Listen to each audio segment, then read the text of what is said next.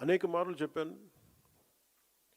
2014లో Congress party Andhra Pradesh రాష్ట్రాన్ని విభజించిన తీరు మీద మనం ఆవేదన వెలిబుచ్చాం తప్ప ఇక్కడ తెలంగాణ రాష్ట్ర విభజనని జనసేన ఏ రోజు కూడా దాన్ని అడ్డు చెప్పలేదు. ఇది 2009 నుంచి నేను రిపీటెడ్గా చెప్తున్నా. This is my commitment and also Janasena's commitment for betterment of Telangana, for the statehood of Telangana. కాకపోతే కాంగ్రెస్ పార్టీ విభజించిన తీరు మటుకు ఒక అసంతృప్తిని, ఒక అశాంతిని సృష్టించింది. ఈ రోజుకి ఆ వారసత్వపు సమస్యలు ఇలాగే ఉన్నాయి. ఆస్తుల పంపకాలు కావచ్చు, అంటే ఇవన్నీ కాంగ్రెస్ పార్టీ ఆ రోజు చేసిన విభజించిన విధానం కానీ, వాళ్ళ డివిజివ్నెస్ అప్రోచ్ కానీ ఈ రోజుకి ఆ ధోరణి మారలేదు. దానికి ఉదాహరణ ఇటీవల తెలంగాణలో జనసేన సభని అనుమతులు ఇవ్వకుండా అడ్డుకోవడం. ఈరోజు ఎజెండాలు ఇది ప్రధానాంశం కానప్పటికీ కూడా ప్రతిసారి ఒక్కొక్క రాజకీయ పార్టీ తమ సొంత రాజకీయ సరిహద్దులు పెట్టుకొని ఎలాంటి విభజనలు సృష్టిస్తారో చెప్పడానికి నేను దీన్ని ఒక ఉదాహరణగా చెప్తున్నాను. చాలామంది ముఖ్యంగా మన తెలుగు రాష్ట్రాలు కావచ్చు, కొంచెం దక్షిణాది రాష్ట్రాలు కావచ్చు, మనం ఎక్కువగా వినేది మేము ఢిల్లీ మెడలు ఉంచుతాం, చొక్కా పట్టుకొని నేలకు దించుతాం, తడాకా చూపిస్తాం అని దక్షిణాది నాయకులు చాలామంది చాలా పెద్ద పెద్ద మాటలు మాట్లాడుతూ ఉంటారు. కానీ నిజంగా వాళ్ళు ఢిల్లీకి రాగానే ఆ మాటలు ఎందుకు గొంతులోంచి రావు, పెగలు ఏంటో భయం అనుకుంటాం.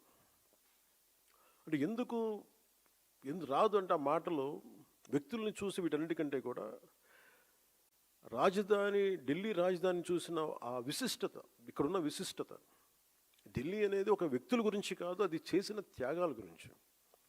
140 కోట్ల మంది ప్రజలను సురక్షితంగా ఉంచడానికి, పరిపాలించడానికి నిరంతరం పోరాడుతున్న ఎన్నో నిబద్ధత కలిగిన సంస్థలు, అది న్యాయ వ్యవస్థలు కావచ్చు, రాజకీయ వ్యవస్థలు కావచ్చు, అడ్మినిస్ట్రేటివ్ వ్యవస్థలు కావచ్చు, డిఫెన్స్ వ్యవస్థలు కావచ్చు, ఇవన్నీ దగ్గరుండి చూసినప్పుడు మనకు అలాంటి మాటలు పెగలవు. తమ ప్రాంతాల్లో, మన రాష్ట్రాల్లో ఉండి పెద్ద పెద్ద మాట్లాడే నాయకులందరూ కూడా ఇక్కడికి వచ్చినప్పుడు ఢిల్లీ తాలూకు ఈ గాఢతను చూసిన తర్వాత ఈ దేశం యొక్క సమగ్రతని అర్థం చేసుకుంటారు. మీరు ఇండియా గేట్కి వెళ్తే ఈ దేశాన్ని ఏకతాటిపై ఉంచడానికి సైనికులు చేసిన త్యాగాలు మనకు అర్థమవుతాయి. ఒక సెంట్రల్ హాల్కి వెళ్తే 370కి పైగా న్యాయ నిపుణులు, అంబేద్కర్ గారు రాజ్యాంగ సారథిగా, చాలామంది ప్రముఖులు, నాయకులు కలిసి 2 సంవత్సరాల 11 నెలల 17 రోజుల పాటు రాజ్యాంగ చర్చలను ఎలా జరిపారో మనకి అర్థమవుతుంది.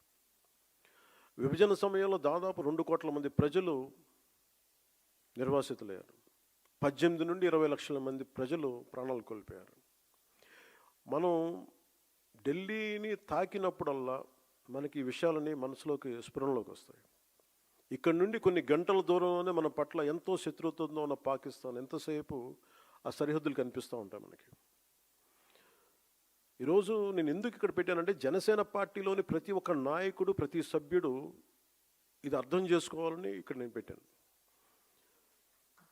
అంటే ప్రాంతీయతని విస్మరించని జాతీయవాదాన్ని అర్థం చేసుకోవాలంటే ఎక్కడో మనం కూర్చొని హైదరాబాదు, మంగళగిరి, ఢిల్లీ, ఆంధ్ర, తెలంగాణలో కాకుండా ఢిల్లీ రాజధాని కేంద్రంగా చేసుకొని మాట్లాడితే దాని గాఢత అందరికీ అర్థమవుతుంది, మన బాధ్యత కూడా తెలుస్తుందని ఈ సమావేశం తాలూకు ముఖ్య ఉద్దేశం.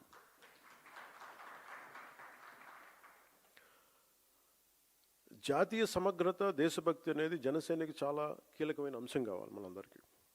భిన్నమైన విభజన ధోరణులు మనం ఎందుకు దూరంగా ఉండాలి అంటే, ఈ దేశం ఈరోజు ఈ స్థితిలో ఉండటానికి వెనక ఎంతటి త్యాగాలు ఉన్నాయో మనం అర్థం చేసుకున్నప్పుడు దీన్ని ఎలా గౌరవించాలి, ఎంత బాధ్యతగా ప్రవర్తించాలో మనకి తెలుస్తుంది.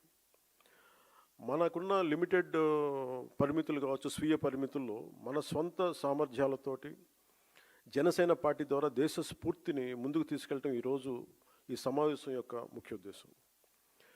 మీరు వీటన్నిటిని అర్థం చేసుకొని తిరిగి వెళ్ళినప్పుడు వీటన్నిటి వెనక ఉన్న లోతైన భావాన్ని, దీని గాఢతని, దీని తీవ్రతని మీరు అర్థం చేసుకుంటారు. అంటే ఒకసారి ఏమైపోతుందంటే మనకి తెలుగు